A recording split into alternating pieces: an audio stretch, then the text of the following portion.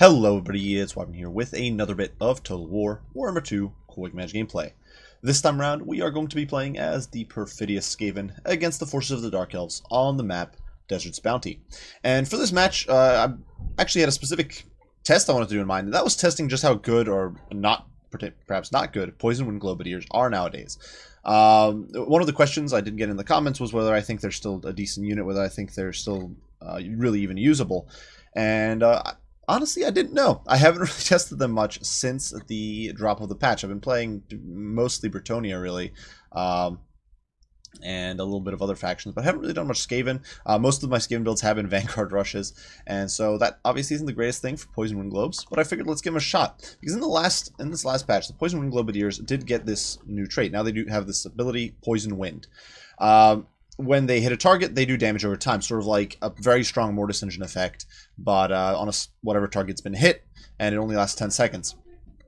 Their damage was actually also reworked. Before they used to do, I think it was like 30-ish normal damage on hit, and then another 30 or so bonus versus large. Most of that was AP. This has been changed. Now they actually have a significant AP explosion radius. They have 22 explosive damage, 12 on impact. So they've changed quite a bit. Now they're much more akin to, say, Outrider grenade launchers in their straight up damage, though I don't think it's quite as significant as what grenade launchers do. But obviously they're much cheaper. But now that's probably the more comparable unit that they're more comparable to. And so we're going to be running them here against Dark Elves. We're going to see the build here I'm running here is largely similar to the one that I actually ran against. I think it was on a vid on Indy's channel that I ran against him, or a bit of a rat rush strat. But with a few tweaks here and there. We are still running Poison Wind Globes, but I'm also implementing some Warp Grinders for that snare and AoE damage. And we are also going to be testing some other things. So for my Lord Gracie of Ruin here, and we're actually going to be testing out, if I can find it here, the dreaded 13th spell. This spell was slightly reworked in the last patch. I think it got a little bit cheaper. And I honestly don't use it very often. It's a spell I don't really feel the need to use very often, or feel like it's really worth it. But I want to give it a shot, and I want to give it a try. And I figured, if we're experimenting with Poison Wind Globes, might as well go all in and do some more testing. Besides that, we do have Howling Warp Gale for the snare. It doesn't synergize super well with the Poison Wind Globes, to be quite honest with you guys, but it can prevent an enemy flyer from escaping, or prevent it from landing where you don't want it to. Besides that, we do have the if I can find it, Death Frenzy, which of course grants immunity to psychology. Important if your opponent tries to terror bomb you. Unholy Clamor, great for the leadership buff. It is map wide, plus 60 in leadership, which is pretty nuts. Bound Scorch, because we are on a Screaming Bell. Musk of Fear for the leadership debuff. Portents of Verminous Doom, extra -4 leadership on enemy units. It's nice. It synergizes really well with the Plague Monk Sensor Bearers, as well as the Helped Abomination's Terror. We do have the Wall of Unholy Sound, granting additional leadership and melee attack in AoE, and of course the Warpstorm Scroll, which slows as well as damages enemy flyers. So it's a pretty nifty ability to have. It can help you deal with Harpies, it can help deal with Flying Lords, perhaps some annoying Manticore summons, that sort of thing. Now, for a front line, 3 units of Plague Monk Sensor Bearers, I can draw real good, as you can see. One of them is the Blight Scab's Plague Pack. These guys are great against basically all Dark Elf infantry. They can give you that early shock damage. You bust through the enemy lines, and then you just keep on rolling. Not necessarily great against everything Dark Elf, definitely not the greatest against some of their cav. They do, however, counter the, if I can find the Doomfire Warlocks rather well, because they do poison magic damage, so that's nice. And of course, Contaminated is really good. You get a lot of leadership debuffing.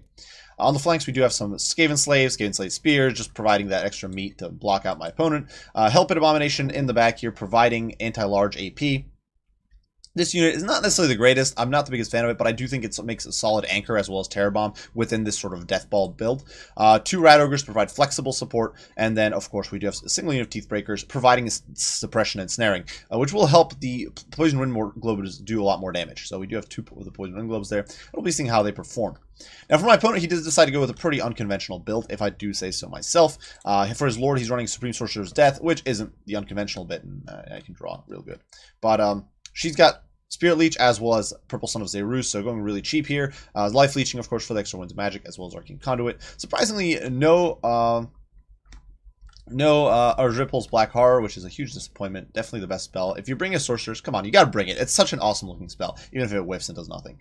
She does, of course, cause Terror because she's on a Manticore, so that was a bit of an investment there for my opponent. But besides that, definitely a cheap budget Lord that allows him to get quite a bit of numbers on the field, even though it might not seem that way. For his front line, he's got some Dread Spears, so definitely a cheap and cheerful line. not going to hold up very well at all to the Sensor Bears, but they can break up the charge and then allow Sisters of Slaughter to come in and be a pain in the rear. 3 units of Bolt Throwers who are immediately going to start shelling away at my troops. Bolt Throwers, of course, were buffed somewhat recently with additional bonus for infantry. Some annoying Dark Riders with Beat Crossbows to harass heavily armored or single entities. We do have some Doomfire Warlocks in the back, as well as some Harpies, Vanguard all around, looking to sandwich me and pincer my army. So immediately I realize I can't sit tight, I can't sit still here, and honestly, this build isn't meant to sit still, so we're immediately charging forward. Let's get Plague Pack, losing about I don't know, a seventh of its HP immediately, and that's definitely not great. So we're going to push forward, looking to just ramrod our entire force down my opponent's throat and crush through this infantry line. Now over here, the Dark Riders with their repeater crossbows are trying to get some cheeky shots in. Not entirely sure. I think they're going for the Rat Ogres, but I'm not sure. Maybe not. Maybe it was the Sensor Bears. Get a little bit of damage in there. I actually immediately popped the concealment bombs on the Deathbreakers because one of the things I did not want happening was the Reaper Bolt Throwers getting free, easy shots on these guys and whittling them down before they got into position. So you can see here, they're going to start chipping away at these Dark Riders. Being a veteran C9 unit, they're actually pretty precise. I managed to pick a model off there, and they are snaring them, preventing them from escaping too easily. Unfortunately, Blightscap's Plague Pack not having the best time of it. They still have most of their models, but that doesn't mean very much when most of their HP is gone. And yeah, not looking too hot for them. They're barely making it into the fight. Now, over here, Purple Sun is going down and munching through these poor Plague Monk Sensor Bears and plowing on through the infantry, so definitely not an ideal opener. However, here we are going to start the summon. We actually call in the our good old Stormvermin Explosion, the dreaded 13th, and it actually does a lot of damage. Look at these Sisters of Slaughter losing over like 2/3 of their HP instantly in a fiery detonation as a horde of Stormvermin with halberds pour on out. Now, Stormvermin with halberds not ideal here, but they will snare the Super Bolt Thrower. They will tie down these Sisters. Probably can beat them up, honestly, even despite their terrible combat stats, given how weak the Sisters are now. In the meantime, Rattling Guns as well as Poison Wind Globes are chasing off these very annoying Dark Riders as my opponent is trying to sandwich me and collapse in from all fronts. So that is definitely less than ideal for me. He seems to have forgotten those Harpies in the back, but he is going to be collapsing rather quickly. In the meantime, though, his front line is basically gone. Dread Spears immediately buckle. -4 leadership from the Great Seer. Contamination from Blightscap's Plague Pack. And yeah, you're on the run. These guys are not holding up at all, and they are just fleeing for dear life. Over here in the meantime, Warp Grinders are shifting flank, looking to get an interdiction on these Doomfire Warlocks. Hit them with the Seismic Snare, and that is immediately going to be followed by the damage over time from their secondary ability. I actually forget what it's called, but unfortunately it doesn't do very much because my opponent actually extricates himself there with the Doomfire Warlocks. But look at the damage we actually got in there. The Poison Globes threw in a couple globes in there, only 1 kill, but actually did quite a bit of damage, and we can see that damage over time coming in, and we can watch how much it's going to be doing. So looking at like 18 damage per second, it looks like, which is really not bad for against a 45 model unit. Over here, the Stormmen definitely actually losing to the Sisters of Slaughter, which is kind of nuts, just how bad they are there. But in come the Plague Monk Sensor Bears, and they are definitely going to clean Sisters up with their high weapon strength, high charge bonus, and poison damage. They are actually sorry, not poison, magic damage. They're actually pretty good counter to Sisters of Slaughter. It's an interesting conflict between the two, since neither is really optimized for that. Some chemical weapons being poured in from the flank here, and they're going to be doing a lot of damage. Honestly, probably a misplay here on my part, because I'm taking like 40 damage a tick here on my friendly units, which I really shouldn't be taking. I should just be not... Really, the chemical damage from the Poison Wind Globes is insane, and it's actually melting my Plague Monk Sensor, so huge misplay there on my part. Something I didn't really realize when I was doing these battles, just how much it would do to friendly units. Now over here, the Blightscap's Plague Pack still on 40 models, despite basically having no HP, and that's because of how much of the damage earlier had been from my opponent's Bolt Thrower shots. But in comes the Supreme Sorcerers, getting a little desperate here, diving in on the Grey Seer of Ruin, but he's kind of just tanking it, suffering through it. Keep in mind, the guy does have some built-in magic resist when he's on the Screaming Bell, 25%, so not the most impressive, but it does deny a quarter of Spirit Leech's damage, which is nice. We tank through it, in come the Sensor Bears, and they are going to force this little annoying wench away, and the Supreme Sorceress is being forced to back the hell off. Now, elsewhere, in the meantime, Skaven Slaves here getting crushed. Unfortunately, huge misplay on my part here, allowing the Poison Wind Globes as well as the Teethbreakers to get isolated and caught out by this blob of enemy cavalry and harpies and other such monstrosities, and this was just a huge misplay on my part. When you run a death ball like this, you got to stay high and tight, and I just didn't do that. I let these units get isolated, and they are a lost cause. I'm not going to be able to protect them. That said, we do still have a unit of Poison Wind Globes who I am foolishly misplacing here. You can see they're going to delete these Sisters of Slaughter. They've become much better against mobs of infantry with their new Poison Warhead, so that's definitely made them a little more competitive in that sense. In the meantime, these guys are just sitting looking pretty because I'm not moving them, and really should have been. Kind of slipping up a micro because I was very focused right here, dropping a Warpstone Scroll, trying to snare the Sorcerer's Death, preventing from escaping, but failing. She gets away. Dread Spear here do get pincered between the Skaven Slaves, the Blightscap's Plague Pack. Another Spear Leech going down. My opponent looking to Lord Snipe, I assume, but it's just not quite working out. A Doombolt does go down there on the Warp Grinders as well as the Rat Ogres, but we actually get the Seismic Snare off again, and that is really bad for the Warlocks, who are just so low on HP right now, being munched through. Over here, the Plague Monk Sensor Bears diving in, just slamming into these spears, and they're going to crush them in seconds. My opponent losing his infantry very badly there. Lance of Power shifting about 66% in my favor. Doombolt coming in on the Grace here, but he doesn't give a crap. At this point, one of the biggest success stories left for my opponent is the Sisters of Slaughter, who still have 58 models and 3,000 HP. They also have almost 200 kills at this point. Most of those Skaven slaves, but, you know, still impressive. He still also has a few peripheral units. If we look around, we can see there are still these Harpies. We do still have these Doomfire Warlocks. But over here, we actually do manage to snare my opponent's caster as well as Harpies, and managed to prevent them from getting in with a Warp Storm. And because of that, he decides to GG out. He is, I guess, decided that it was no longer worth playing this battle out. I think he surrendered a little prematurely. I think he still had 2 healthy Harpies as well as Doomfire Warlocks. Now, granted, against 2 very good HP Rat Ogres as well as a Helper Abomination, probably wasn't going to scrape out the win, if I'm going to be honest here, guys. But I think it's always worth attempting and always worth fighting to the end, unless it's like the battle's literally just a lost cause. You got like one crappy unbreakable unit, like you got a dozen Slayers or something against an entire army. But in my opinion, you should have given it a shot, try to keep fighting there. Might have been a little misplay there, but regardless. In this battle, we saw Poison Wind Globes. What they can do well, some of what they can't do well. Obviously, their range is still terrible. To be fair, I guess that we didn't see much of what they don't do well, and we'll actually go over that. I've got a few little testing clips that we're going to be showing in just a second against a few different targets that I sort of cherry-picked to test them out against. But in this battle, we did see that they did rather well against the cavalry. When they got their shots in, they did quite a lot of damage. They mulched through the friendly units as well. They're now a serious friendly fire threat. Before, because they didn't have splash and because they were usually only good against large, you wouldn't throw them into pockets with your own infantry. So you didn't have to worry about that. But right now, you do not want these guys working in tandem with elite troops. You want these guys supporting, say, something like Skaven Slaves who bog a unit down, or maybe Clan Rats at the most. And at which point, the fact that you're nuking your own troops with poison gas, it doesn't matter as much. But in that situation where I poison gas to my own Plague Monk Sensor Bears, that was a huge misplay and really hurt me a lot. And had my opponent had perhaps a different build, or had the situation been a bit different, it could have backfired horrendously, and it's something to keep in mind.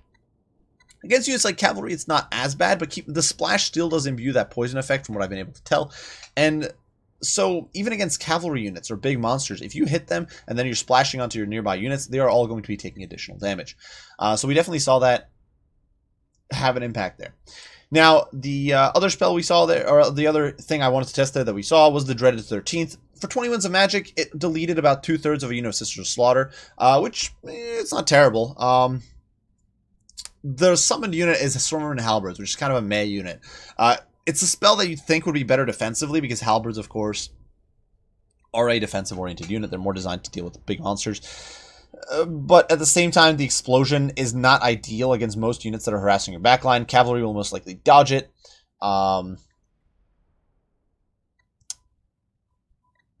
Cavalry is likely to dodge it, and it's not likely to do as much damage to single entities or low model count entities, which makes me question just how viable it is. I mean, if it was a normal Stormman unit, I'd actually think the spell might be worth it, because you can drop it on an elite enemy infantry unit. Stormmen trade relatively well into those sorts of units, and it would be kind of decent. But as it stands, I think just because about the counter synergy in the spell, I'm not sure it's worth it. Maybe if you get a really nice snare with like a warp grinder, and then you nuke the, like, let's say snare unit of Dragon Princes or like the Fireborn or something, and then you drop a dreaded 13th on them. Maybe that's worth it. Maybe that would be a good situation. But otherwise, while the damage is impressive, for 20 Winds of Magic is just too little, and the summon just isn't worth that much. Granted, in this match, we got arguably one of like the best trades we could get. We got the Sister Slaughter tied up. We wrecked the Reaper Bolt Thrower. But still, for 20 Winds of Magic, is it worth it? I can't say it is. Maybe if the unit summoned was Vanilla Stormman, I would say it is. Even if it was like an extra Winds of Magic or 2 more, I think it would be more worthwhile. But as it stands, I just can't say it is, unfortunately. But besides that, this build definitely a little gimmicky. It's a rat rush. It's fun. I enjoy it. For my opponent's build, I will say it was also a bit gamey. The Mass Reaper Bolt Thrower, Did a big number on my on my Blight Scouts Blake back. In my opinion, my opponent should have focused my Lord. Now, granted, had he started shooting my Lord, I would have probably started trying to dodge. That's the standard response if your opponent is trying to snipe you with artillery. So I'm not sure it would have necessarily worked, but at the same time, I feel like it would be a much smarter thing to either shoot the Helped Abomination, shoot the Rat Ogres, shoot the Poison Wind Globes. Really, the Censer Bears, while a significant unit, and definitely a unit that you could whittle down, the fact that you didn't even manage to kill off a single unit with 3 Bolt Throwers firing in synergy at these guys just wasn't worth it. The other thing I think is because the Scattershot bowls units over, it might have been better to spread out your fire, and you would have gotten more value that way. Finally, my main critique would be that this build is a bit counter-synergistic. On one hand, you've gone with this very static play with Sisters of Slaughter, backing Dread Spears, and Bolt Throwers. So, like, half your army value is tied up here for my opponent. Half his army value is tied up in these static and not mobile units. And he's got this horde of mobile units. And I think you should kind of commit to a style. Sure, you always want some mobility, and you will need some sort of infantry as an anchor, even if you're doing a rush. But I think this hybrid build doesn't necessarily work, especially the way he deployed.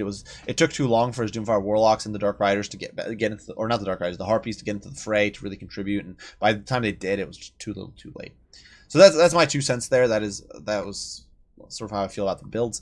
Now in this battle, the Poison Wind Globes didn't necessarily shine super well. They didn't perform super bad. There are a few tests I do want to show you guys, just to discuss them in a little bit more depth and what sort of fashion you might want to use them.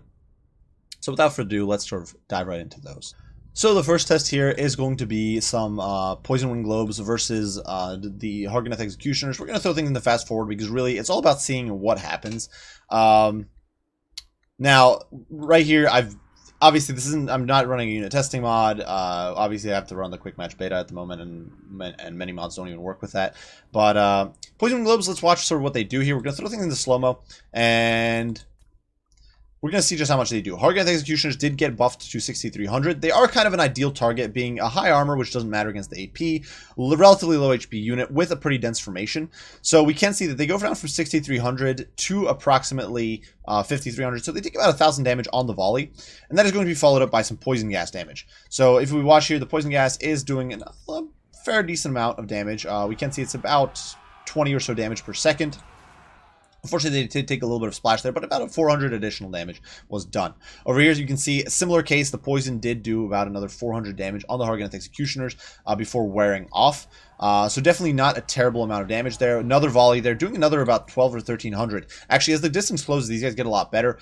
Now, obviously, in this situation, the Hargoneth Executioners are going to get into us. They're going to get into our lines. They're going to mince us. But you can see just how much damage has been done. It's been about 3,000 damage. I was hoping to get one more volley off before they closed in. It didn't happen, unfortunately.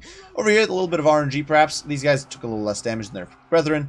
But as they get into my lines, I'm going to simply concede and get out, because the test at that point isn't really worth much.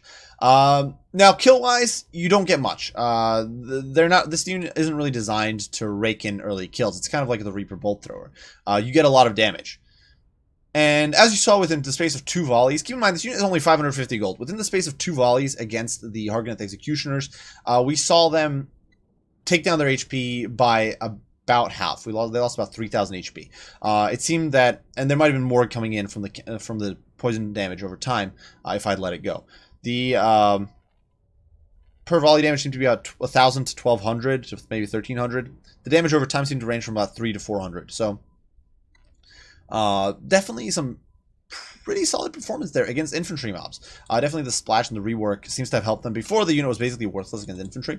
Now, the second test here is going to be against... actually, this one, I suppose I just clicked on the wrong one, but this is against a Ragnarok Spider.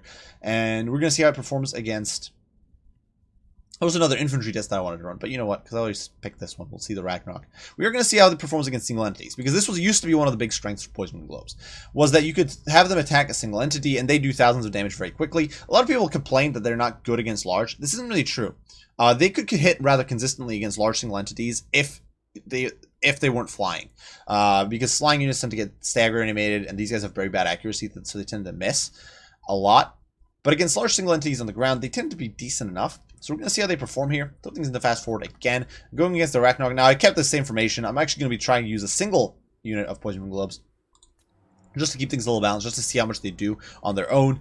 Now, we're going to watch here. The volley is not going to be as impressive. Goes in 6,800 HP on the spider. We do about 500 damage in that volley. Now, the damage over time is really doing basically nothing.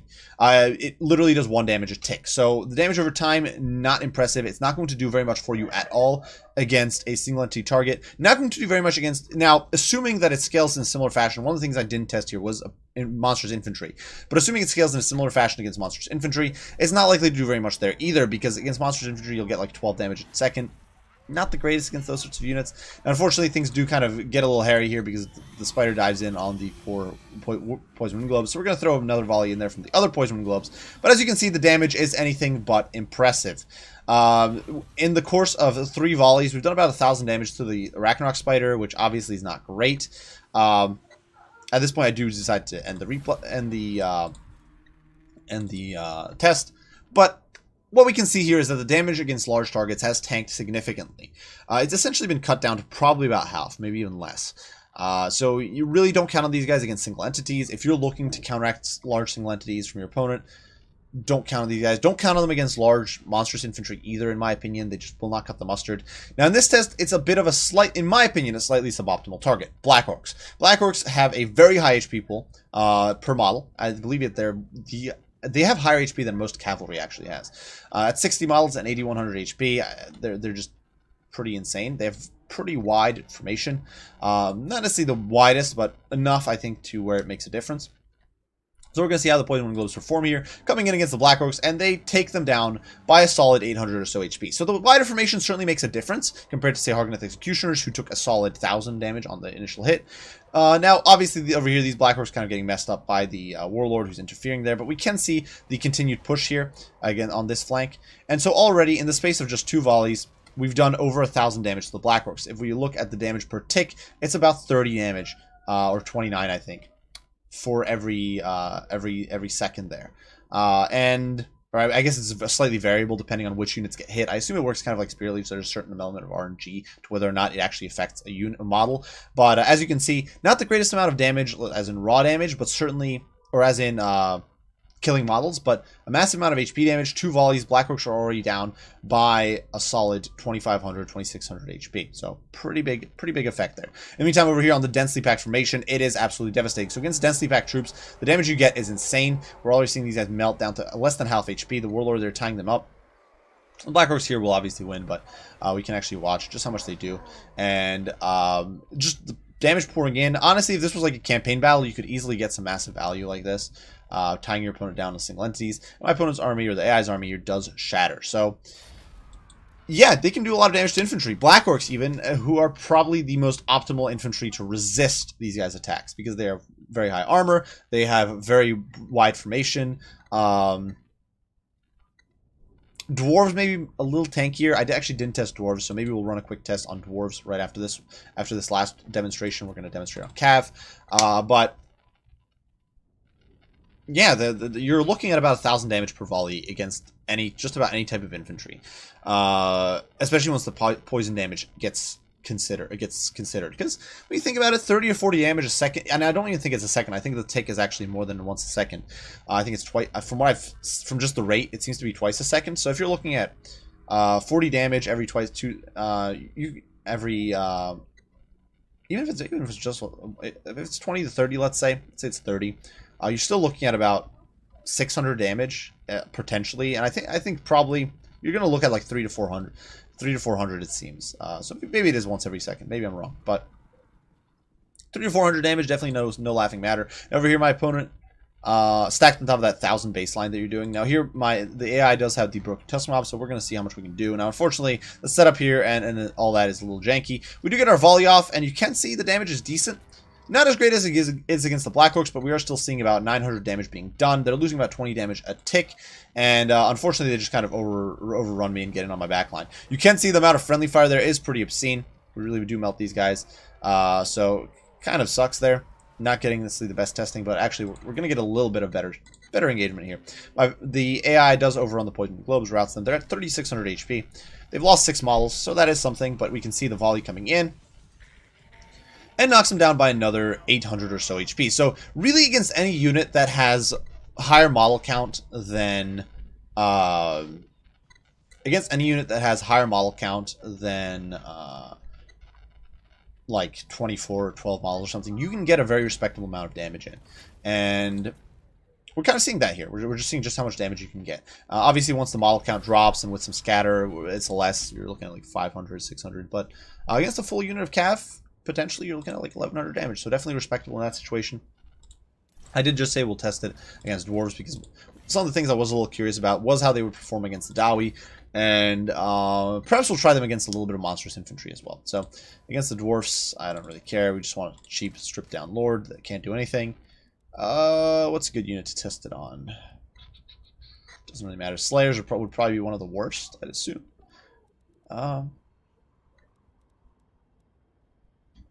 Let's try a kind of average dwarf unit. We'll do like hammers. Actually, I could even do iron breakers. It doesn't really, though. Iron breakers could mess with the test because they've got the blasting charges. So let's not do that. So yeah, we're gonna try against hammers. We're gonna see how much we can do here. I believe the damage over time is poison based, magic based. So it might not be as useful. It might do less. So maybe instead of that 30 a second, we'll be looking at like 23 a second or something. It might certainly have an impact. Now we're gonna simply reel it forward. Not looking to have the most intense or drawn out test here. I simply want to see just how well the poison globes do. Now, one thing I will say I'm questioning is what the purpose of death globes is with these guys rework. Now they're just a cheaper death globe that's probably better against Cav. So I'm kind of curious about why the hell you'd ever want to use those. So we're gonna try to get this guy in these guys' face. Hammer starting at 6900, taking that nasty volley there, and you can see the damage output is definitely much lower. It's so. Keep in mind, this unit essentially has the same density, and I'm pausing here, but this unit has essentially the same density as a unit of, and the same model count as a unit of Hargoneth Executioners, and yet they only took about 700 damage, where Hargoneth Executioners were taking about 1,000. So we do see that 25% magic resist really coming into play. The damage over time seems to actually be the same, so we're actually looking at like 32 damage a second there, or so, and so seems to weirdly enough stay constant, and I'm not entirely sure why that is the case, but it is. Another volley going in. We can see, you know, another 1,000 against these guys. As the gap closes, it's still about 700 a volley, so not getting a massive improvement there, but the poison damage is definitely adding up. So honestly, if you sneak these guys up under the effect of like slower stealth or something, they could even be decent against dwarves, I could say. Now granted, if your opponent runs a Rune Lord, like something I'm very fond of doing is running a Rune Lord in this matchup with the Anvil of Doom, so that your opponent's magic damage doesn't count for crap. So if that's the case, this might be less optimal, but I think it is still interesting to see. Still interesting to see just how well they can perform. And keep in mind, you can stack these guys with like a disposable unit of Skaven slaves. That's like a 700 gold combo. So if you delete any unit and at the cost of 700 gold, that's really a win. The last thing I did want to test was Monsters Infantry. Testing it could be a little difficult because of the sort of uncooperation. The fact that this unit is very short range makes it difficult to get good testing done, in my opinion. I'm trying to think of what a good unit to test would be. I'm trying to think of something that doesn't have like a built-in missile resist or something that would skew the stats, or regen to kind of be messing with it. But actually, well, maybe not Murder Bells. Maybe Rotting Prometheans, because they're also pretty slow, so we'll have a chance to do some work there. So we'll scrap everything here. Lord can be... well, the Lords, unfortunately, are pretty strong. Well, I'll make Claustra the Lord and take everything off her so she can't mess things up.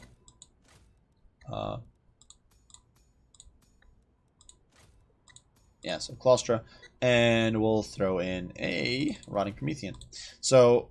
we'll see how this goes. I'm genuinely curious. Actually, do these guys have... oh, they have 9 models. But you know what? It's fine. I completely didn't think about that. I'm not the brightest lad sometimes.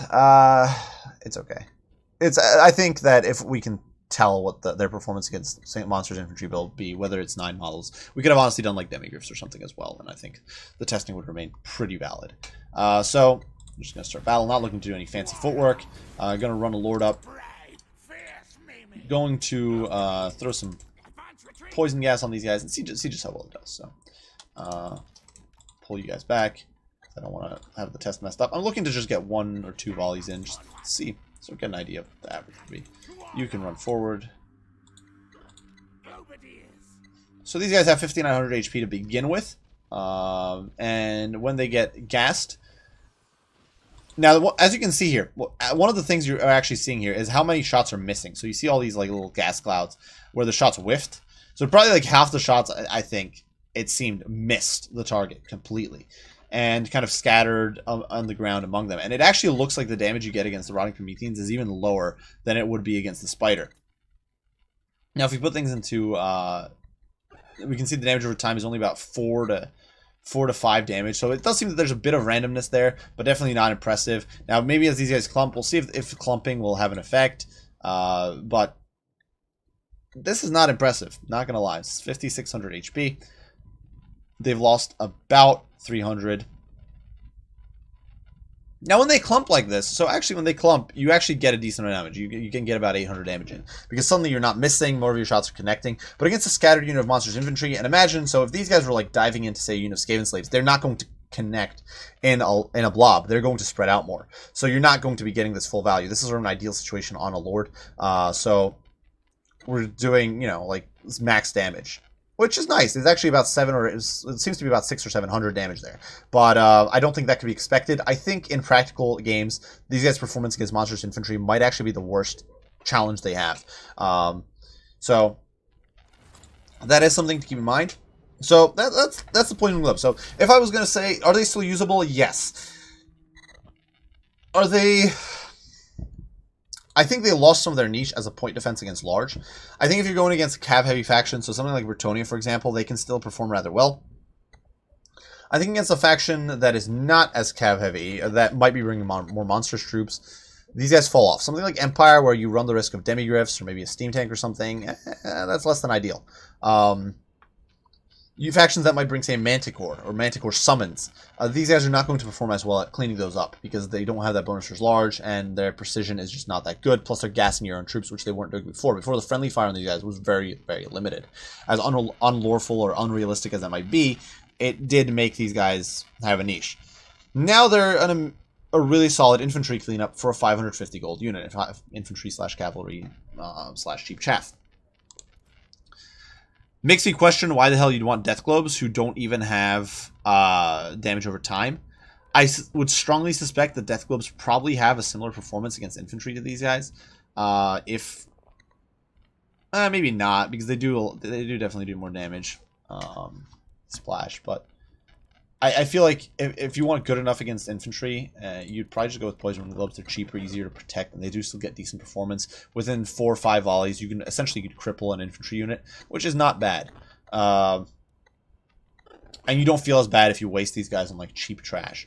Like if you waste a Death Globe Bombardier ammo on, say, miners or Empire Spears or Goblins or something, that is a big waste. If you waste these guys on Goblin Spears or Empire troops, it's not that much of a problem. They're still only a 550 gold unit, so it's not like a tragedy. So that's just my 2 cents. I think you could still use them. I think they're more limited in usage. As a point defense against cav-heavy factions would be my recommendation. I think if you're trying to rush and break an opponent quickly, maybe they can help you deal with infantry-heavy builds. Maybe against like greenskins or something, they could do okay. I don't think they're useless, but I think they're a little more niche than they were. Because their new area of specialization has a lot of overlap. Before, Skaven didn't really have great anti-large point defense. Certainly not cheap anti-large point defense of this sort. The closest thing was Rattling Guns, which cost 850. Or maybe like Rat Ogres, which cost 800. But all those units are pretty expensive. So if you need to deal with like that is 50% more cost. Now, yeah, if you need to deal with infantry, you've got a bunch of options. You have the damage over time from Warp Grinders. You have the Plague Monks, which are 750, not that much of a gap there. You've got Warp Fire Throwers, of course, which are still very much good at that. And then of course you have some of the more expensive. You've got Catapults, you've got Doom Flares, which are arguably better for that. All sorts of units. So, and some of the units definitely sort of overlap as well. That some of those units can perform well against cavalry to an extent as well.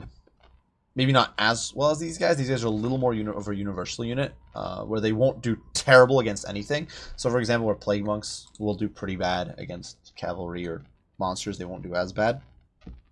But, like, I don't know. Definitely a niche unit, but I think that's...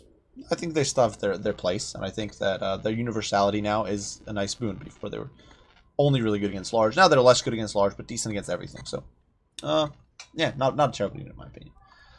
So, hope you guys enjoyed the video. Hope you found it entertaining and perhaps a little informative. Thank you for sticking around this long if you stuck around for all the testing. If you have your own comments, critiques, thoughts, and opinions, as usual, don't hesitate to post them down below. I will do my best to respond as soon as I can. I do thank you all for watching, and I will see you all in the next one. Bye for now.